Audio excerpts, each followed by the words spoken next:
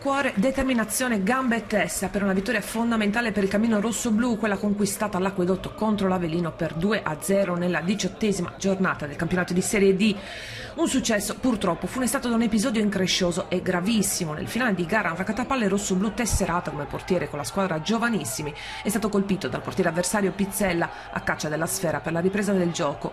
Il ragazzino è stato immediatamente trasportato in ospedale con un forte trauma toracico. Ulteriori accertamenti hanno escluso per fortuna fratture.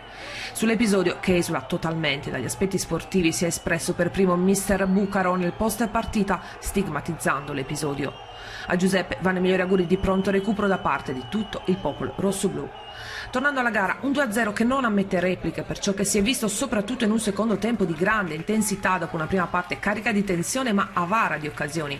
Non è stato del match, il neoarrivato, il centrocampista Matteo D'Alessandro, fermato da un attacco influenzale mister Sanna. Nella ripresa può invece far esordire un altro acquisto del mercato di dicembre, Lionel Spinola, al suo rientro a Sassari dopo la vittoriosa stagione scorsa, e l'argentino mette subito il suo sigillo al 13°, pallone sventagliato in aria ed errore fatale per Omonria che svirgola e concede la sfera a Spinola che controlla e tra punta ed esterno infila Pizzella per il gol che fa esplodere la gioia in campo e sugli spalti.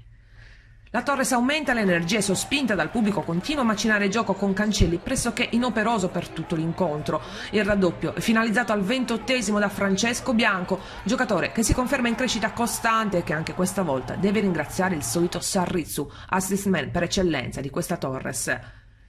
Gli ospiti terminano in 9 la loro gara con l'espulsione di Tribuzzi e di Pizzella, quest'ultimo per l'episodio già citato.